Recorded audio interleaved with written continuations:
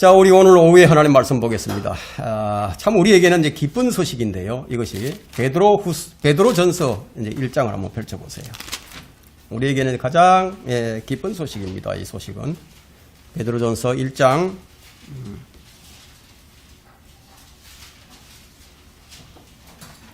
3절부터 5절까지 보도록 하겠습니다.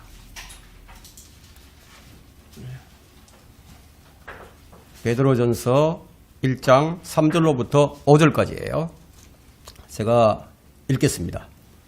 하나님 곧 우리 주 예수 그리스도의 아버지를 송축하리로다. 그분은 그의 풍성하신 자비하심을 따라 죽은 자들로부터의 예수 그리스도의 부활로 인하여 우리를 거듭나게 하사 산 소망을 갖게 하셨으며, 살아있는 소망을 얘기하는 겁니다. 산 소망을 갖게 하셨으며 너희를 위하여 하늘에 썩지 않고 더럽지 않고 쇠잔하지 않는 유업을 간직해 두셨으니 너희는 마지막 때에 나타내려고 예비하신 구원을 얻기 위하여. 자, 이 부분에 오해하시면 안 됩니다. 이 부분은 몸의 구원을 얘기합니다. 믿음으로 말미암아 하나님의 능력으로 보호받고 있느니라.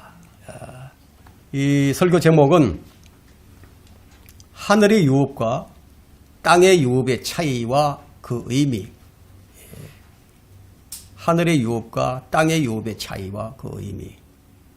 누가 어떻게 받는가 하는 거예요. 하늘의 유업과 땅의 유업. 누가 어떻게 받죠? 이런 제목을 가지고 내 말씀을 전가하도록 하겠습니다.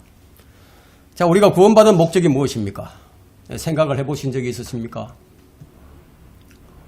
우리는 구원받고 지옥의 형벌을 면했습니다. 하나님께서 값없이 주신 영원한 생명을 얻었습니다. 이게 끝인가요? 이게 다인가요?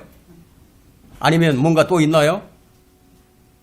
자, 우리가 이 땅에서 몸을 입고 하나님께서 부르실 그날까지 이 땅에서 교회를 섬기고 성도로 살면서 가정생활을 하고 직장생활을 하고 하나님께서 부르실 때까지 이 몸을 가지고 생활을 해야 하는데, 과연 어떻게 생활하는 것이 하나님을 기쁘시게 하는 것일까요? 내 마음에 맞는 대로 하는 것이 좋을까요? 어떻게 하는 것이 좋을까요? 과정이 어떻게 됐든지 간에 뭐로 가도 서울만 가면 되나요? 목표를 바르게 하지 않으면요, 구원받은 이후에 인생의 여정에서 구원받고도 불행한 삶을 살게 됩니다. 하나님께서 나를 구원하신 목적을 잘 알지 못하게 되면 구원받은 후에 참으로 불행한 삶을 살다가 겨우겨우 구원만 받은 그와 같은 슬픈 지경에 이를 수 있다고 성경이 말씀하고 있습니다. 성경이. 이 베드로전서 1장 1절부터 11절까지는 예수 그리스도의 어떠하심이 개진되고 있습니다. 예수 그리스도가 어떤 분이시냐, 이것이 이제 설명이 되고 있고, 그러니까 우리 구원받은 사람이 삶의 여정에서요, 예수 그리스도가 누구신지 아는 것이 핵심이죠. 예수 그리스도는 참 사람이셨습니다. 참 하나님이셨습니다. 그러면 그 예수 그리스도가 누구신가예요? 요한복음 17장 3절에는 영생은 이것이니 하고 말씀해요. 영생은 이것이다 이거예요. 사람들이 유일하시고 참 하나님이신 아버지와 아버지께서 보내신 예수 그리스도를 아는 것이옵니다. 여러분, 예수 그리스도를 어떻게 압니까? 얼마만큼 알고 계십니까?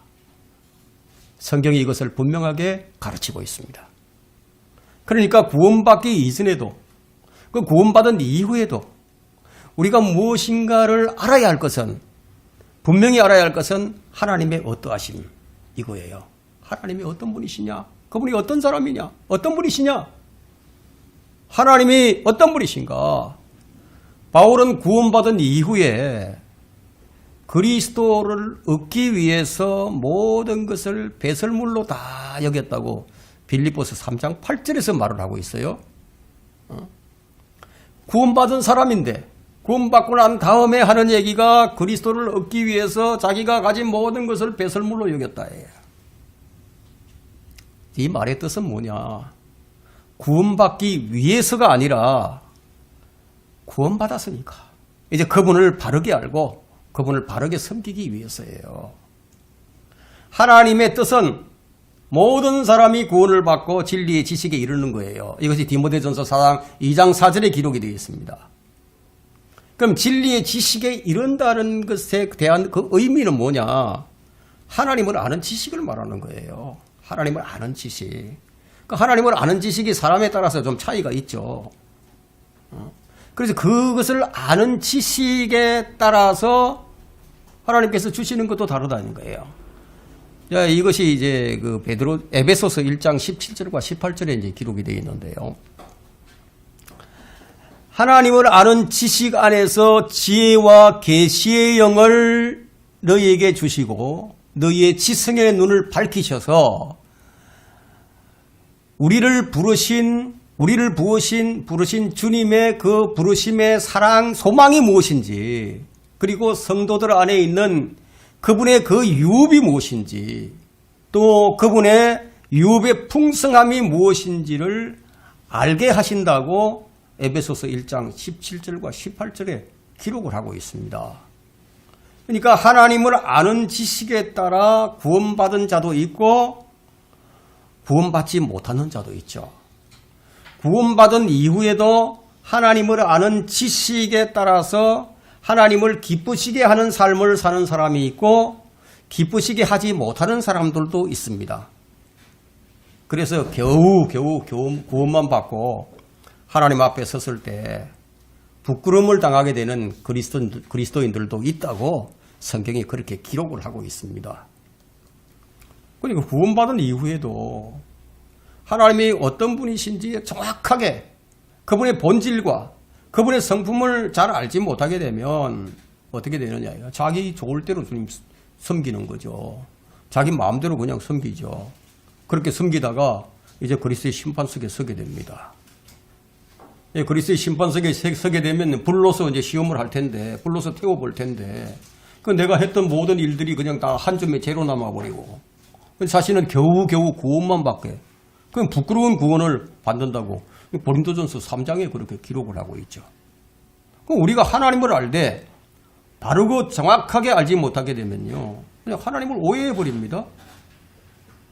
하나님을 오해하게 되면 자기 저울대로, 자기 마음에 드는 대로 하나님 섬기는 거예요. 사람들은 대부분 보면요, 자기 좋을 대로 하나님 섬깁니다. 그렇게 되면 부끄러운 구원을 받게 된다고 성경이 경고합니다.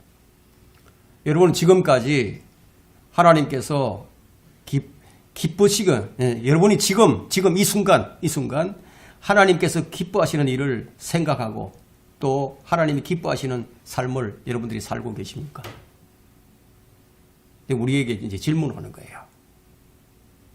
그러면 하나님이 어떤 분이신지 더 깊이 알고 하나님이 기뻐하는 삶을 살 수 있을 거 아니에요? 그분을 잘 알게 된다면.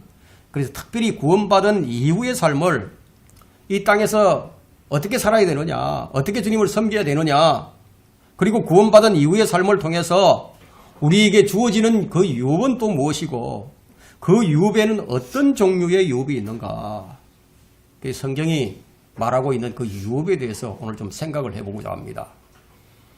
성경은 우리 그리스도인들에게 주는 유업을, 복을, 상속을 두 가지로 얘기를 합니다. 상속, 우리가 상속받는데 두 가지를 얘기하고 있는데, 하나는 이 본문 4절에 나오는 하늘에 간직해둔 유업이에요.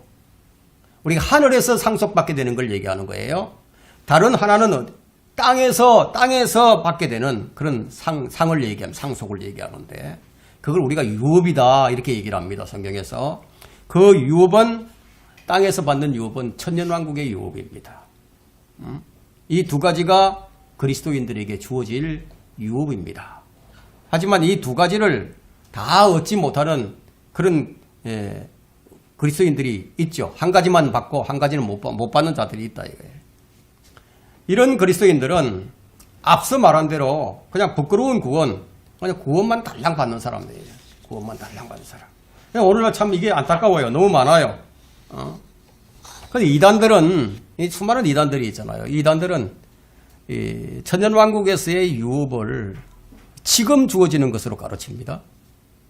지금 현재 받는 것으로 가르칩니다. 그러나 천년왕국의 유업은 지금 교회 시대에 주어지는 영적인 복과는 차원이 완전히 다른 거예요. 이건 다른 영역입니다. 영적인 복하고는 달라요. 실제적인 복을 얘기하는 거예요. 자, 우리가 구원받았다. 우리가 영생을 소유했다. 예수 그리스도를 내가 믿었더니 이것은 하나님께서 그냥 값없이 주시는 것들이다. 그러나 그것이 다가 아니라는 거예요. 그냥 값없이 주어지는 것들이 오늘 지금 본문의 4절에서 지금 말하고 있습니다. 너희를 위하여 하늘에 썩지 않고 더럽지 않고 쇠잔하지 않는 유업을 간직해 두셨으니, 이 구원받은 사람에게 그냥 주어지는 이 영생과 함께 주어지는 이 하늘의 유업을 얘기하고 있습니다. 보통 우리가 이제 유업이라고 말을 할 때 천년왕국에서 이 통치에 참여하는 것을 이제 의미하는 것이 이제 보통이지만, 이 구절에서 언급하고 있는 이 유업은 그런 것이 아닙니다. 이것은 하나님께서 모든 거듭난 자들을 위하여 하늘에 간직해 두신 것입니다. 구원받은 사람들에게 다 주신다는 거예요. 영원한 생명 가운데서 누리게 될 영원세계, 그 영원한 세계라는 의미에서 유업을 지금 이 4절이 말하고 있는 겁니다. 다시 말해서 이 유업은 새 하늘과 새 땅, 새 하늘과 새 땅이 이제 펼쳐지게 될 텐데, 그게 새 예루살렘이에요. 새 예루살렘. 하늘에서 내려오는 새 예루살렘 성. 이것은 썩지 않고 더럽지 않고 쇠잔하지 않는, 점점 달아서 그냥 없어진다거나 허약해지는 그런 일이 없는 아주 영원토록 존속하는 유업이다. 이게 땅이나 천년왕국 정도가 아니라 하나님의 자녀가 된 우리를 위해서 하나님께서 하늘에 간직해 두신 유업이다. 지금 이것은 우리에게 보장이 되어 있는 겁니다. 공짜로 주신다. 우리를 위해서 하나님의 능력 안에서 보호를 받고 있다는 거예요. 우리는 지금 하나님의 능력 안에서 보호받습니다. 그래서 5절에 이렇게 말씀하고 있죠. 너희를 마지막 때에 나타내려고 예비하신 구원을 얻기 위하여 믿음으로 말미암아 하나님의 능력으로 보호받고 있느니라. 그리스도인들은 예수님께서 이제 공중재림을 하실 때예요.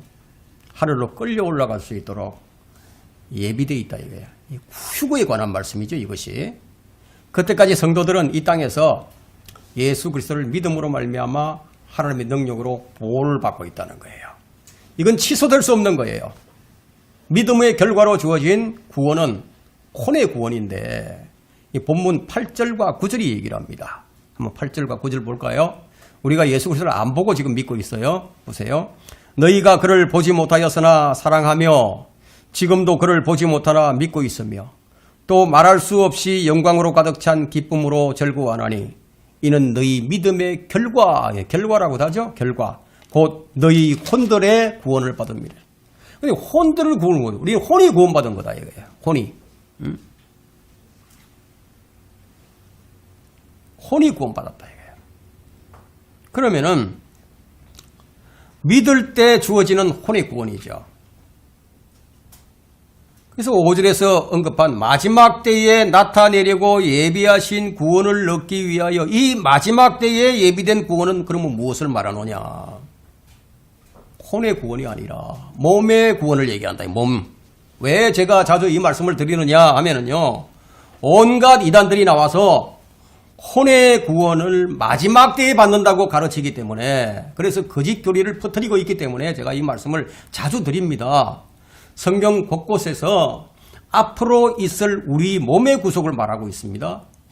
로마서 8장 29절에 보면요, 그들뿐만 아니라 성령의 첫 열매들을 가진 우리들까지도 속으로 신음하며 양자되는 것, 곧 우리 몸의 구속을 기다리고 있느니라.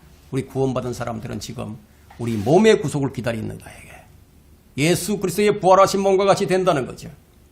성경은 이렇게 분명하게 우리 몸의 구속을 말하고 있습니다. 그래서 여기 5절에서 그런 말씀을 하는 거예요. 마지막 때에 나타내려고 예비하신 구원을 얻기 위하여 이렇게 지금 말씀하신다는 거예요. 주님이 공중 재림하게 되면 순식간에 우리 몸이 구원을 받는다고 한번 생각을 해보세요. 변화된 몸을 입고 저 우주 끝에 있는 셋째 하늘로 순식간에 눈 깜짝할 순간에 끌려 올라가는데 이 육체의 몸을 가지고 어떻게 다 터져버리고 다 사라져버리고 없지. 이거 가지고 못 올라가죠. 썩지 아니할 몸, 죽지 아니할 몸, 이런 몸을 입어야 올라가는 거죠. 자, 예수 그리스도께서 이 땅에 다시 오실 때 그것은 지구상의 모든 사람에게 공개적으로 나타나지만 공중재림의 경우에는요, 우리 그리스도인들에게만 공개적으로 나타납니다. 공중재림은 그리스도 안에서 모든 잠든 성도들, 그리고 지상에 살아남아 있는 모든 성도가 대환란이 일어나기 직전에 하늘로 들려 올라가는 그 휴거의 그 목적이 있다는 거예요. 여기서 잠시 우리가 바울 서신에 디모데후서 4장으로 한번 가보겠습니다. 디모데후서 4장 한번 1절 볼까요? 1절 뭐라고 말씀하고 계시는지 한번 보겠습니다. 그러므로 내가 하나님과 주 예수 그리스도 곧 그가 나타나실 때와 그의 왕국에서 산 자들과 죽은 자들을 심판하실 분 앞에서 네게 명하노니. 자, 여기 이제 산 자들이란 거듭나서 그리스도 안에서 영원한 생명을 갖고 사는 사람들을 말하고 있습니다. 우리는 지난날에는 구원받기 전에는 허물과 죄들 가운데서 죽어 있는 자들이었어요. 그랬었는데 예수 그리스도를 믿었더니 그분께서 우리를 살리셨다. 이것이 에베소서 2장 1절로부터 4절에 기록되어 있고 에베소서 2장 15절에 기록이 되어 있죠. 그래서 지금 우리는 산자들 가운데 한 사람이 됐다. 이 산자들에게 있어서 그 산자들에게 주님께서 나타나실 때는 바로 휴거 시점에 해당된다는 거예요. 휴거. 이처럼 예수 그리스도의 나타나심은 휴거와 지상재림 이 두 가지 사건으로 나타나게 됩니다. 여러분, 그리스도인들은 절대로 대환란으로 들어가지 않습니다. 예. 그리스도인은 대환란이 시작되기 직전에 하늘로 끌려 올라가서 지상에서 사라지게 되어 있어요. 이것을 본문이 지금 말합니다. 반면에 대환란이 끝나갈 무렵에 주님께서 이 지상에 몸소 나타나셔서 적그리스도의 세력을 진압하시고 천년왕국을 세우시게 됩니다. 이것이 그분이 나타나심의 두 번째 국면입니다. 흔히 우리가 이제 재림이라고 말할 때 이것은 이제 보통 지상 재림을 일컫죠. 하지만 이 그리스도인들은요, 우리가 기다리고 있는 것은 공중 재림이에요. 휴거예요, 휴거. 휴거는 우리 몸의 구속을 수반하고 있기 때문에 지금 누리고 있는 혼의 구원과 더불어서 구원의 완성된 결과라고 말할 수 있는 거예요. 구원의 완성. 혼의 구원은 이미 완성된 상태고 영적인 상태에서는 그러하다는 거예요. 영적으로는 그리스도인들이 이미 지금 천상에 앉혀 있는 것과도 같습니다. 에베소서 2장 6절이 그것을 말씀하고 있죠. 우리 영으로는 그렇다 이거예요. 에베소서 2장 6절에는 또 함께 일으키사 그리스도 예수 안에서 천상에 함께 앉히셨으니. 이게 신비예요, 신비. 미스터리예요. 지금 우리 여기 있는데, 그런데 우리 영이 셋째 하늘 예수 그리스도와 함께 앉혀 있다. 이 신비죠. 이거 어떻게 설명할 거예요? 성경이 그렇다고 얘기합니다. 그리스도 예수 안이라는 의미가 바로 이런 거예요. 우리가 그리스도 예수 안에 있다. 이건 뭐 엄청난 거예요, 이건. 엄청난 거예요. 그러나 이제 여기서 우리 본문에서 말하고 있는 이 구원은요, 실질적이고도 물리적으로 완성되는 때, 이 구원이 완전하게 이제 완성이 되는 거예요. 이때가 바로 몸의 구속을 입어야 이루어진다. 휴거돼, 휴거. 자, 이제 이 정도 우리가 여러분들이 이제 이해를 하셨다면은, 이제 우리가 확인해 볼 것은 하늘의 유업에 관한 부분입니다. 하늘의 유업. 첫 번째, 하늘의 유업은 어떤 사람이 받게 되는가? 예, 베드로전서 1장 2절을 보세요. 곧 하나님 아버지의 미리 아심에 따라 성령의 거룩케 하심을 통하여 순종함과 예수 그리스도의 핏뿌림으로 택감 받은 자들에게 편지하노니 은혜와 평강이 너에게 충만할지어다. 이 택함 받은 자들이 누구예요? 성령의 거룩케 하심과 관계가 있는 사람들이라고 이 구절이 밝히고 있죠. 이 구원받는 순간 성령께서 그 사람 안으로 들어오셔서 성령의 거룩케 하심이 일어나는 거예요. 다시 말해서 이 구절은 여러분이 주 예수 그리스도를 믿고 그분을 여러분의 구주로 영접하는 순간에 성령의 거룩케 하심을 받게 된다는 그런 말이죠. 이건 이미 이루어진 사건이에요. 이것은 구원이 따로 있고 성령의 거룩케 하심이 따로 있는 것이 아니라 이 두 가지는 동전의 양면과 같아서 같이 함께 일어난다. 이 택함 받은 자들이 누구입니까?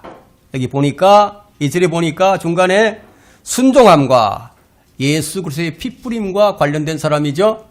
우리가 무엇을 통해서 구원받았습니까? 예수 그리스도의 보혈로를 통해서 구원받았죠. 그럼 우리라는 거죠. 우리들이다.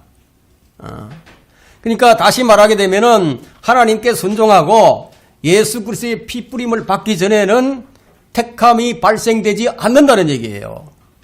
왜냐하면 예수 그리스도께서 핏뿌림을 하지 않으셨다면은 아무리 예수 그리스도를 영접한들 그것으로만 택함이 일어나지 않는다는 거예요. 우리가 택함 받은 자들의 대열에 끼게 된 데에는 두 가지 조건이 동시에 전제되었기 때문입니다. 첫째 조건은 예수 그리스도께서 피를 뿌려 놓으셨고, 둘째 우리가 그 복음에 순종했기 때문이다. 이게. 그럼 우리가 이 복음에 순종해서 예수 그리스도께서 나의 죄들을 위해서 피를 흘리셨음을 내가 믿을 때 비로소 우리는 그때 하나님의 택함을 받게 됩니다. 또 우리가 이 택함을 받는 데는 참 더 한 가지 중요한 조건이 하나 있는데요. 그것은 뭐냐면 하나님 아버지의 미리 하심이에요. 여러분 이게 무슨 말이냐면 여러분이 구원받을지 안 받을지 여러분이 예수님을 믿을지 안 믿을지 하나님께서 미리 다 알고 계신다는 거예요. 참 놀라운 일이죠. 그 무조건 택감 받는 게 아니고 그래서 성경 해석은 그 성경 문맥을 잘 살피게 됩니다. 예정이다, 예정한다. 이 예정이란 하나님의 미리 하심에 근거합니다. 여러분 로마서 8장 29절 한번 보세요.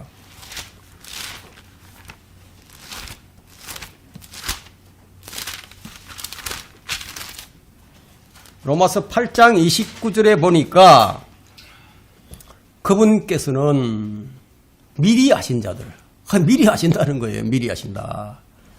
미리 하신 자들을 자기 아들의 형상과 일치하게 하시려고. 자기 아들이 누구예요? 예수 그리스도죠. 예수 그리스도의 형상과 일치하게 하시려고 또한 예정하셨으니 이렇게 말씀하고 있죠. 그러니까 하나님의 미리 하심에 전제되지 않는다면 예정이라는 이 단어는 애당초 성사될 수 없다. 성립할 수 없다. 그걸 말하죠.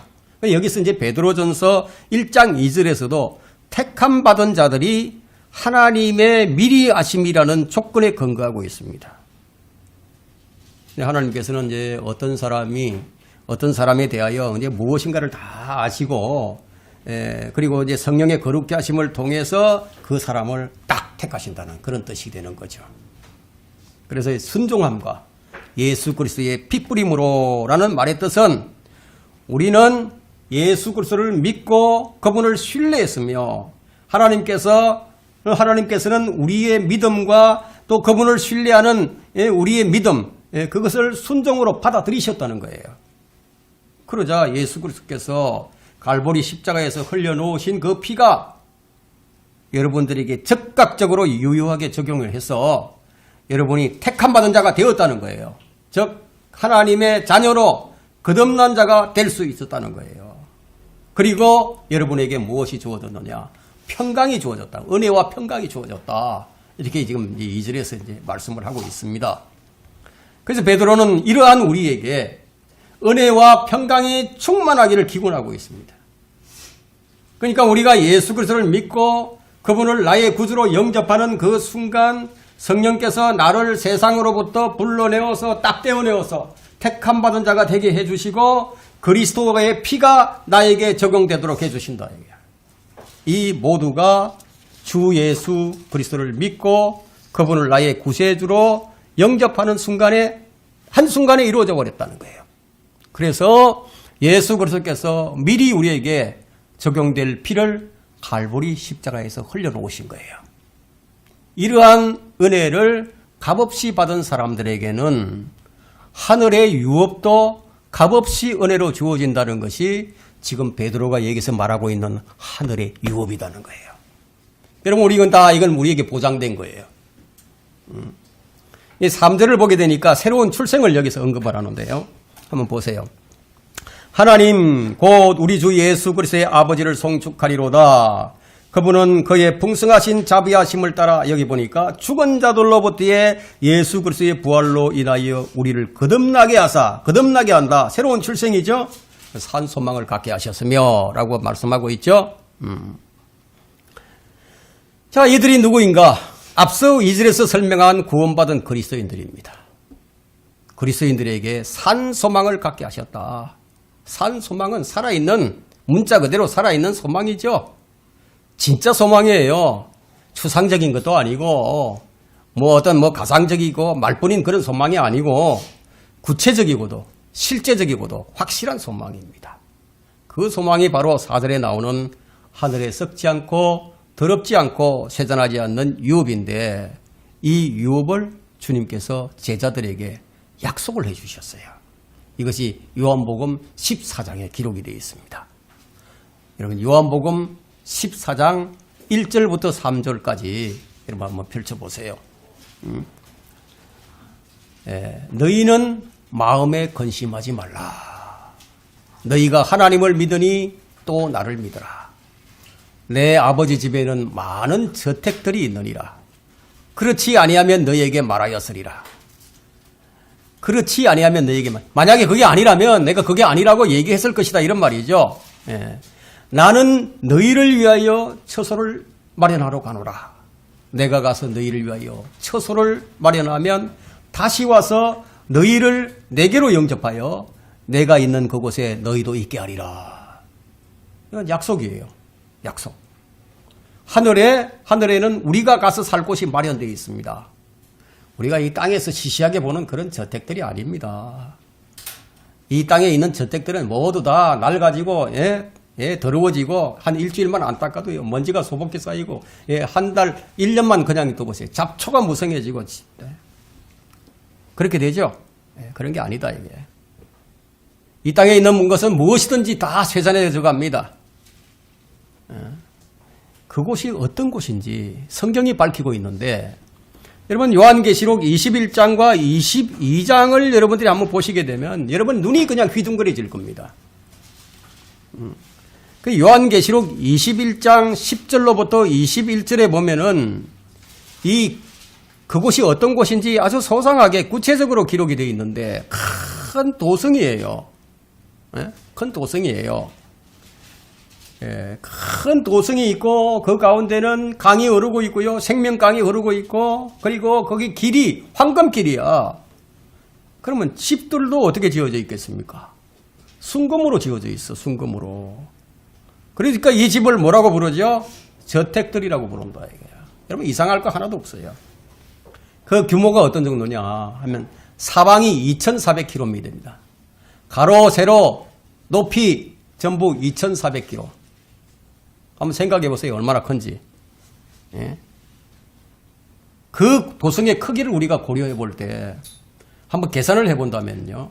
대략 어림짐작으로 사도행전 2장에 오순절 휴거 때 그때부터 시작을 해서 지금까지 구원받은 사람들이 있을 거 아닙니까? 그 사람들이 이제 한 사람당 사방 10자짜리면은 이제 10자면 3m잖아요. 3m짜리. 3m. 이런 3m 규모의 그 방들이 5개 정도가 차지할 수 있는 그런 엄청난 황금으로 된 집이다 이거예요. 한번 생각해 보세요. 어떤 곳인지, 그곳이 어떤 곳인지. 그냥 막연하게 주시는 게 아니라 아마 다 기록을 해놓고 야 그곳이 이런 곳이다. 이걸 다 우리에게 알려주신 거예요. 우리가 이제 죽게 되면 우리가 그쪽으로 이사를 갑니다. 우리가 휴거되면 거기 이사를 간다 이거예요.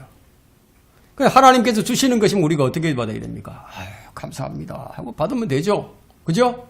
예, 감사합니다 하고 받으면 됩니다. 하나님께서는 자신의 백성이나 자녀들이 아무데나 살도록 그렇게 허락하지 않으세요. 그분께서는 언제나 그들이 살 곳을 미리 마련하시고 그리로 인도해 주셨음을 우리는 성경에서 보게 됩니다. 맨 처음 하나님께서 아담을 지었습니다. 아담을 위해서는 무엇을 주셨습니까? 에덴 동산을 주셨죠. 그리고 그곳에 살도록 해 주셨어요. 뭐 지가 죄를 지었으니까 쫓겨났지 뭐. 근데 이스라엘 백성들을 위해서는 무엇을 주셨습니까? 그들이 살 수 있도록 가나안 땅을, 약속의 땅을 주셨어요. 근데 그들도 뭐냐, 하나님 버리고 우상 섬기다가 그들 쫓겨나 버렸어. 자, 이처럼 예수 그리스도께서도 자녀들을 위해서 처소를 마련하려 가신다고 말씀을 해 주셨다는 거예요. 오늘 여러분들이 집에 가셔서 요한계시록 21장과 22장을 한번 쫙 읽어보시면요. 그곳이 어떤 곳인지, 이제 여러분들 꿈에도 이제 꿈도 그렇게 꾸게 될 겁니다. 얼마나 그것이 좋은 곳인지 아세요? 근데 이게 말이죠. 하나님께서 행하시는 모든 일이요. 그냥 뭐 계획 없이 그렇게 되는 일이 하나도 없어요. 다 계획을 미리 아주 치밀하게 계획을 하시고 그 계획에 따라서 마련을 하시는데 한치의 오차도 없이 하나님의 뜻에 따라서 착착 진행이 돼가는 거예요. 놀라운 일이죠. 저는 미국이 어떻게 될지, 러시아가 어떻게 될지, 영국이 어떻게 될지 성경을 통해서 아는 거예요. 미국 망해가고 있다 이거예요. 미국이 안 망하면은, 러시아가 안 망하면은, 영국이 안 망하면은 적그리스도의 왕국이 세워지질 않아요. 적그리스도의 왕국이 세워져야 되잖아요. 우리는 지금 그걸 보는 거예요. 아, 미국이 이렇게 망해가는구나. 지금 본다 이거예요. 그러니까 다시 와서 너희를 내게로 영접하여 내가 있는 그곳에 너희도 있게 하리라. 이 말씀이야말로 그분의 재림에 직결되는 매우 우리에게는 아름다운 구절이다. 오늘 본문의 말씀이 바로 이것을 말하고 있습니다. 이곳은 주님을 믿는 모든 자에게 거저 주시는 은혜의 선물이라는 거예요. 자, 이제 우리가 확인해 볼 것은 땅의 유업에 관한 부분입니다. 두 번째, 땅의 유업은 누가 받는가? 로마서 8장 17절로 가게 되면은 이 상속자라는 부분이 딱 나옵니다. 로마서 8장 17절을 한번 보시면은 이 상속자라는 게 나오거든요. 로마서 8장 17절 펼쳐보셨습니까?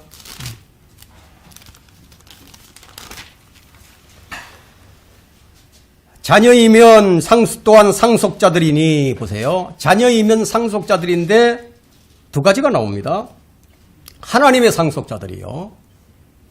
그리스도와 함께한 공동 상속자들이니, 두 가지죠.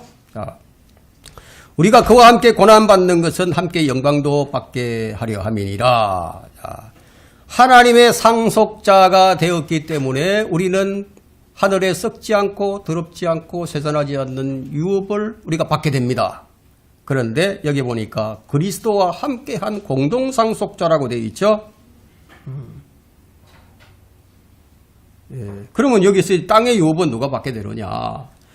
그리스도와 함께한 공동 상속자들이 받게 됩니다. 우리가 하나님의 자녀로 입양된 이상 하늘의 유업이 마련되어 있는 게 확실합니다. 하나님의 상속자로서 받게 될 이 유업은 우리가 1장에서 다 살펴보았죠. 이 상속은 모든 그리스도인들이 들어가서 살게 될 하늘로부터 내려오는 새 예루살렘 성, 거룩한 성입니다.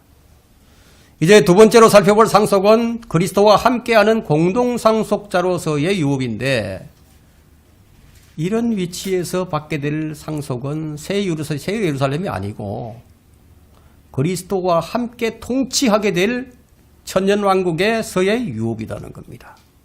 우리는 장차 이 땅에서 천년왕국이 세워질 때 땅을 유업으로 받고 그리스도와 함께 공동상속자로서 통치를 하게 될 겁니다. 그런데 성경이 무엇이라고 말을 하고 있느냐 하면, 그분이 오시기 전인 지금 이 땅에서 그분께서 고난을 당하셨던 고난을 함께 받아야 한다고 말씀하고 있어요. 예수 그리스도와 함께 하나님의 아들이 된 우리가 고난은 그분 혼자만 받게 한 채 우리가 모른 척하고 있다가 우리가 땅의 유업에만 눈독을 들인다면 그건 말이 안 되는 일이다 이거예요. 그리스도와 함께 상속자가 되는 것은 조건부입니다.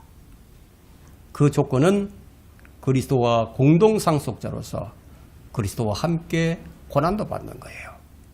예. 여러분, 그래서 이제 디모데후서는 이제 이 부분에 대한 말씀이 설명되고 있는데, 디모데후서 2장 10절로부터 12절에 그 말씀이 있어요.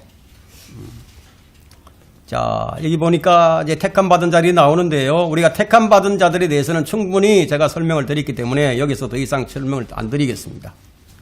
자, 그러므로 내가 택함 받은 자들을 위하여 모든 것을 참음은, 구원받은 자들을 얘기하는 거예요. 택함 받았으니까.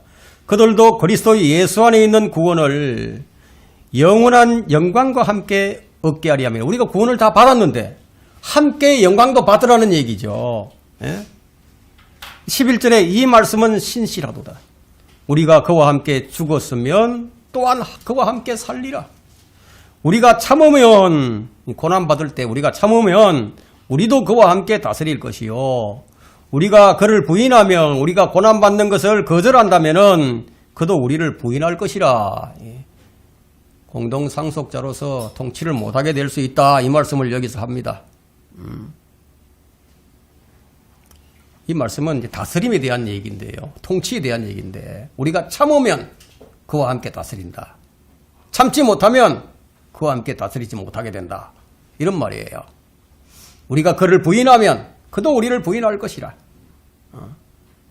이건 뭐 그냥 야 나 너 몰라 뭐 이러는 게 아니고 그런 뜻이 아니다. 이게 이 말씀이 무슨 뜻이냐면, 우리가 믿음의 여정에서 끝까지 인내하면서 이 고난 속에서도 그 믿음을 지키지 못하게 되면은 그것은 주님을 부인한 것이 되죠. 그러니까 우리가 그를 부인하면, 이 뜻은 결과적으로는 우리가 그리스도와 함께 고난받는 것을 거부하게 되면, 이런 뜻과 같습니다. 그렇게 되면 그리스도께서 우리와 함께 다스릴 것을 거부하실 것이다, 이런 뜻입니다. 문맥상 그렇게 해석이 되죠. 자, 우리가 주님을 믿고 의지하지 않으면은요, 우리는 그분께 신실하지 못한 것이 되죠. 그죠? 그러면 그분께서 우리를 믿고 무엇을 위탁하시겠습니까? 위탁할 수가 없게 되겠죠. 그럼 우리가 믿음 때문에 자, 고문을 받게 되었다고 한번 생각을 해봅시다. 내가 예수님을 믿는 것 때문에 고문을 받게 되었다. 이게. 자, 그분께 대한 우리의 믿음을 버리면 내가 고문을 면할 수가 있어요. 그런 상황에서 내가 믿음을 버리고 고난을 피하는 것은 결국 그분을 부인하게 된 거죠. 그런 뜻이다 이거예요. 그러니까 그런 우리를, 내가 주님을 위해서 고난받기를 거절한 그런 사람을 주님께서 어찌 신뢰하고 공동상속자로서 함께 다스리는 통치자로서 삼아주실 수 있겠는가 하는 거예요. 구원받아 하나님의 자녀가 되고 양자가 된 하나님의 아들들이 된 이 신분은 법적으로 되어 있으니까 폐기할 수가 없어요. 파기될 수 없다 이게. 하지만 그리스도와 공동상속자로서 받게 될 유업은 상실하게 된다는 뜻입니다.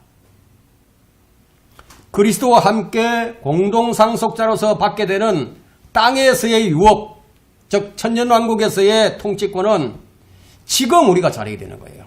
지금 우리가 몸을 입고 있는 동안에 이 몸으로서 내가 어떻게 하느냐에 달려 있다는 겁니다.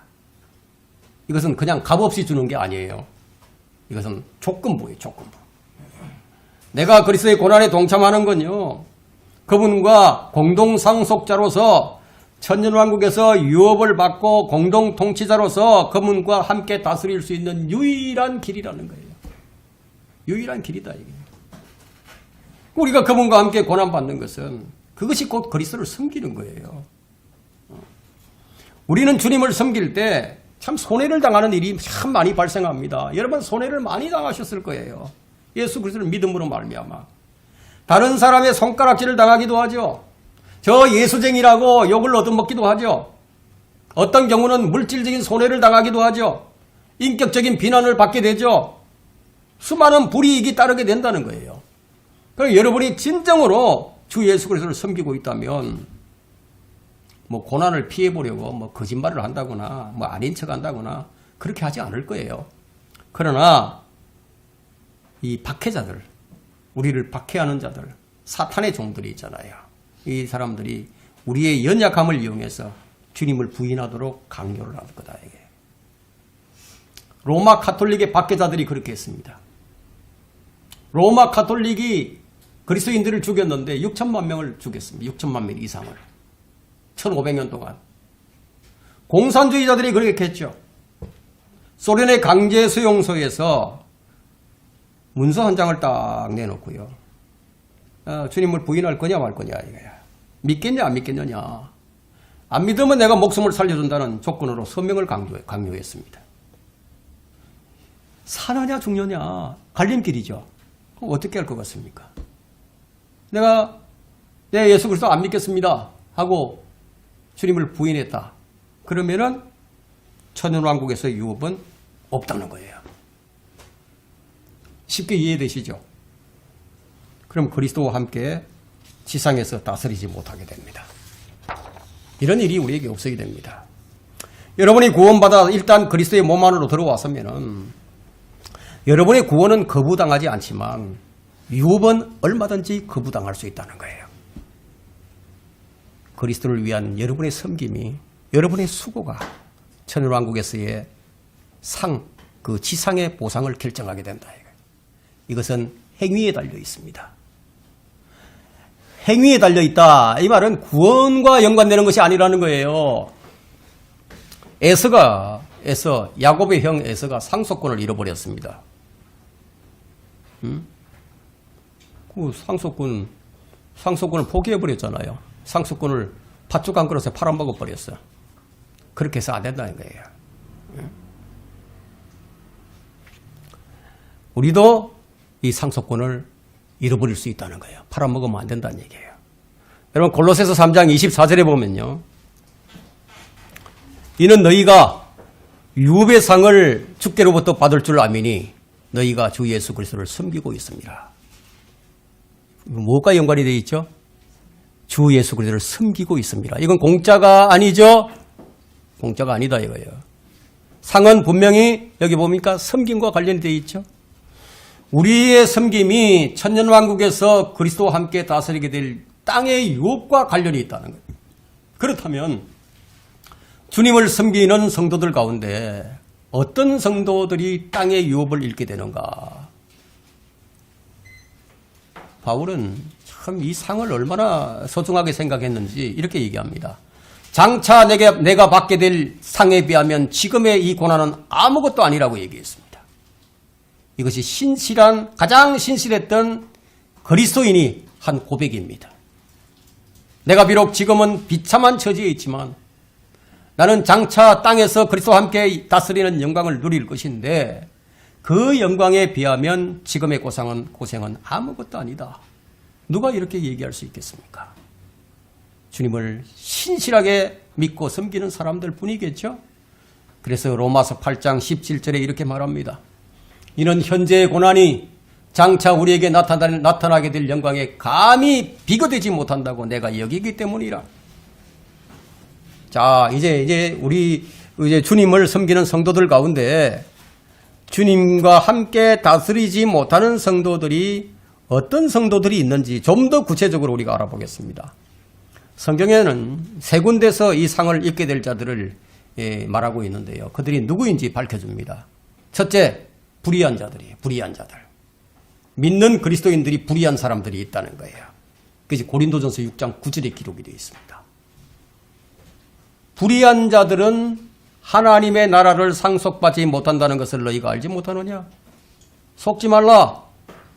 음행하는 자들이나 우상숭배하는 자들이나 간음하는 자들이나 여자처럼 행세하는 자들이나 남자 동성연애자들이나 도둑질하는 자들이나 주정뱅이들이나 욕설하는 자들이나 착취하는 자들은 하나님의 나라를 상속받지 못하리라. 불의한 그리스도인들. 그 다음에 두 번째는요. 육신의 일들을 일삼는 사람들입니다. 이 사람들은 갈라디아서 5장 19절에 기록이 되어 있습니다. 갈라디아서 5장 19절에는 이제 육신의 일들이 분명히 나타나나니 곧 간음과 음행과 더러운 것과 음욕과 우상숭배와 마술과 원수매점과 다툼과 질투와 분노와 투쟁과 분열과 이단들과 시기와 살인과 술취함과 흥청거림과 또 그와 같은 것들이라. 내가 전에 말한 바와 같이 그와 같은 짓을 하는 자들은 하나님의 나라를 상속받지 못할 것이니라 하고 갈라디아서 5장 19절에서 21절까지 기록이 되어 있죠. 세 번째는요. 성도로서 합당하게 살지 못하는 자들이에요. 성도로서 합당하게 살아야 되는데 성도로서 합당하게 살지 못하는 자들이 어떤 자들이 있는가 하면 에베소서 5장 3절로부터 5절에 기록이 되어 있습니다.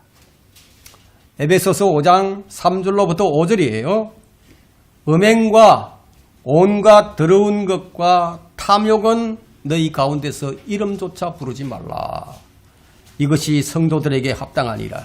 오늘날 목사들이 강단에 서가지고 아주 엄탕한 말이나 하고 그냥 그 농담이나 해대고 하나님의 이름을 갖다가 뭐 친구처럼 그냥 막 이렇게 떠벌리고 뭐 이런 사람들 한번 보세요. 합당한 성도들로서 합당한 행위가 아니에요.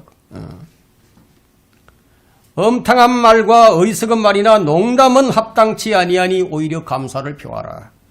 너희가 이것을 알거니와 음행하는 자나 더러운 자나 욕심 많은 자 곧 우상 숭배하는 자는 누구든지 하나님과 그리스도의 왕국에서 상속받을 것이 없느니라. 그리스도의 왕국에서 상속받을 것이 없다. 성경은 이렇게 천년왕국에서의 이 유업을 성도들의 몸의 행실과 관련이 있음을 말하고 있습니다. 불의한 자들이란 엄연히 구원받은 자들로서의 불의한 자를 얘기하는 거예요. 행위가 아니라 믿음으로 구원받은 사람들이 구원받은 다음에는 주 예수 그리스도를 섬기는 행위가 요구되고 있죠. 이것은 이 순전히 이 다음에 유업을 상속받느냐 아니냐 이것을 결정하게 되는 요건이지 우리가 받은 구원에 영향을 주는 것은 전혀 아니라는 거예요. 구원의 영원한 보장을 의심하는 자들은 주 예수 그리스도와 그분의 십자가와 그분의 보혈을 온전히 믿지 못하기 때문에 그런 일이 일어나는 겁니다. 구원받은 사람이 말씀에 순종하지 않고 악을 행하면은 하나님과 그리스도의 왕국에서 아무것도 상속받지 못하고 빈털터리가 된다는 거예요. 빈털터리. 하나님의 나라를 상속받는다는 것은 하나님의 왕국에 들어간 성도들이 하나님과 그리스도의 왕국에서 즉 이 땅에서 실제로 세워질 천년왕국에서의 통치할 유업을 받는 것을 말합니다. 이것은 영적인 것이 아니라 실제적인 것, 문자적인 것, 현실적인 왕국에서의 유업이에요. 여러분 이제 천국 하면 킹덤 오브 헤븐이죠. 킹덤 오브 헤븐. 그러면 이 천국인데 이 천국이라고 불리는 이 왕국은 영적인 킹덤 오브 갓, 하나님의 왕국과는 구별됩니다. 하나님의 나라와는 구별된다 이거예요. 우리가 영어로 직역을 하면은 하나님의 나라가 아니라 하나님의 왕국이에요. 킹덤 오브 갓. 우리 성경에는 근데 하나님의 나라로 이제 번역이 되어 있죠. 이게 이제 두 가지가 이제 구별되는 실제적인 이제 왕국이지만 그리스도께서 재림하셔서 이 땅에 이 왕국을, 천년왕국을 세우시면 그때는 영적인 하나님의 나라와 천국이 하나로 합쳐지게 됩니다. 그러면 천년왕국은 아직 이 땅에 세워지지 않았죠? 아직 안 세워졌단 말이에요. 그러니까 지금 우리는 영적인 하나님의 왕국에 속해 있을 뿐이지만 천년왕국이 이 땅에 세워지게 되면은 우리 성도들은 예수 그리스도와 함께 이 땅에 다시 내려와서 그분과 함께 이 땅에서 실제적인 왕국에서 천년을 통치하게 될 것이라는 거예요. 주 예수 그리스도를 섬긴 사람들은 이 천년왕국에서 통치할 땅을 상속받게 됩니다. 여러분, 주를 섬긴다는 것은 구원받은 성도들이 그분을 위해서 산다는 거예요. 그분을 위해서 일을 한다는 거예요. 성도들이 주를 섬기는 행위는요, 육신적인 행위들과는 거리가 아주 멀어요. 육신적인 행위의 열매들은 분명히 상속받지 못한다고 아까 우리 성경 갈라디아서 5장 19절에서 읽었죠. 이 성경은 그리스도인들은 육신을 따라 행하지 않고 성령을 따라 행하느리라고 말씀하고 있습니다. 로마서 8장 1절에서. 그럼 진정한 그리스도인이요, 어떻게 간음을 하겠습니까? 진정한 그리스도인이 어떻게 성추행을 하겠습니까? 진정한 그리스도인이 어떻게 음행을 하고, 어떻게 우상숭배를 하고, 어떻게 살인을 하고, 어떻게 술 취할 수가 있겠습니까? 이런 것들은 구원받지 못한 자들도 잘 하지 않는 짓들이죠. 그런데 형제라고 하는 어떤 자들이, 그리스도인이라고 자처하는 어떤 자들이 이런 따위의 일들을 한다면 우리는 그의 구원을 의심하지 않을 수가 없게 되겠죠. 사실상 이 땅에 구원받았다고 생각하면서도 사실 뭐 구원이 오락가락하는 사람, 구원의 확신이 오락가락한 사람들이 수없이 많이 있습니다. 교회 다니는 사람들에게 물어보세요. 당신 오늘 죽으면 하늘나라 갈 수 있습니까? 당신 오늘 죽으면 지옥에 안 갈 수 있습니까? 답을 제대로 못해. 확실한 구원의 관정이 없다면요, 그 사람이 구원받은 사람이라고 믿기가 어렵죠.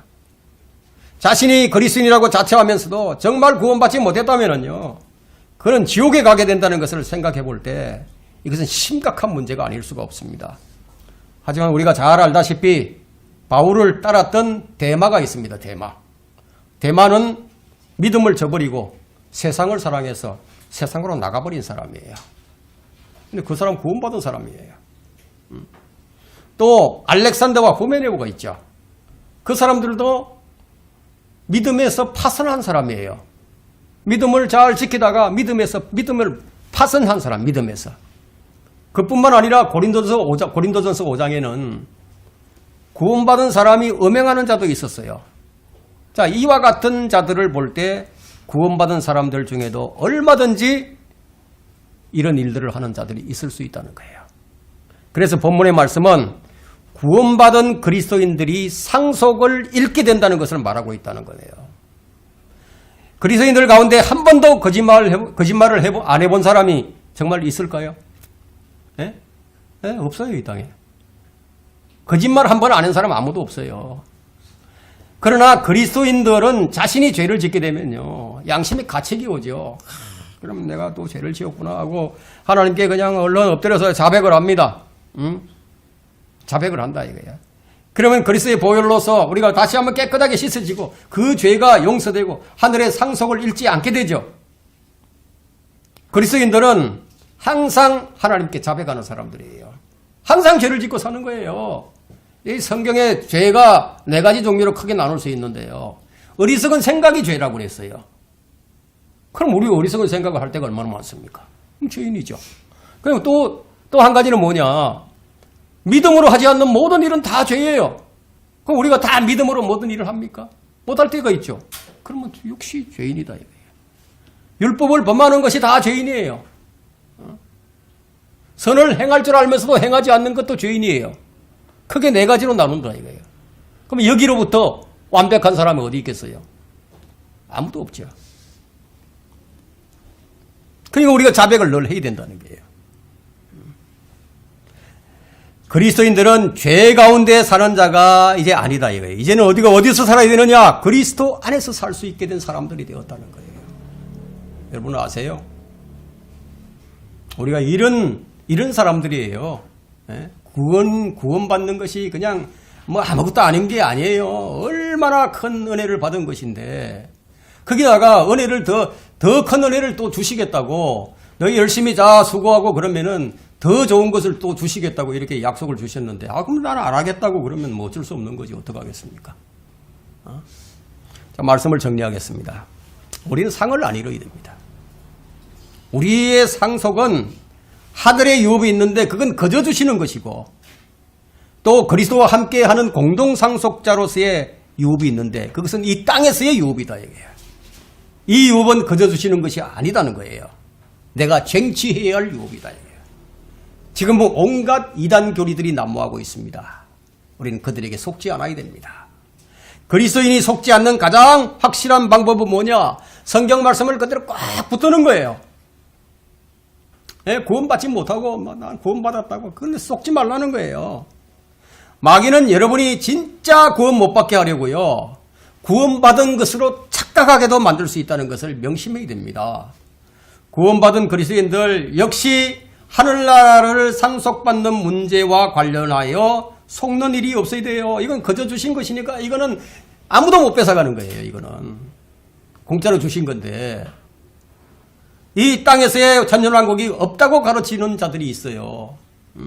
지금 이 천국시대라고 가르치는 그런 사람들이 이단들이 우글거리고 있기 때문에 그렇게 속지 않아야 된다는 거예요. 뭐 아무 교회나 나갔다 큰일이 일어납니다. 땅의 유업은 우리와 상관이 없다고 가르치는 자들에게 속지 말아야 된다는 거예요. 구원받은 사람은 주 예수 그리스도의 이름과 우리 하나님의 영으로 씻음을 받아서 거룩하게 된 사람들이고 의롭게 된 사람이에요. 우리가 비록 죄를 짓고 살지만 하나님께서 우리를 어떻게 보시는지 아세요? 너희들은 죄인이 아니고 너희들은 의인이다. 왜? 예수 그리스도의 피로 하나님의 영으로 씻김을 받고 다 했으니까. 우리가 잘나서 그런 것이 아니라 예수 그리스도 그분 때문에 우리를 볼 때 아들로 봐주신다. 이게 얼마나 놀라운 일입니까? 우리 그리스도인들에게는 과거가 문제가 되지 않아요. 언제나 오늘이 중요합니다. 과거에 아무리 악한 죄를 지은 사람이라 할지라도 오늘이 중요한 이 그리스도인은 오늘 죄를 짓지 않으려고 애를 쓰게 되는 거예요. 왜냐? 우리가 성도들이기 때문에 거룩한 사람이 되었기 때문에 그리스도인이 오늘에 충실하지 못하고 계속 죄를 짓게 되면 어떻게 하실까요? 하나님께서 징계를 내리시죠. 심지어는 빨리 데려가십니다.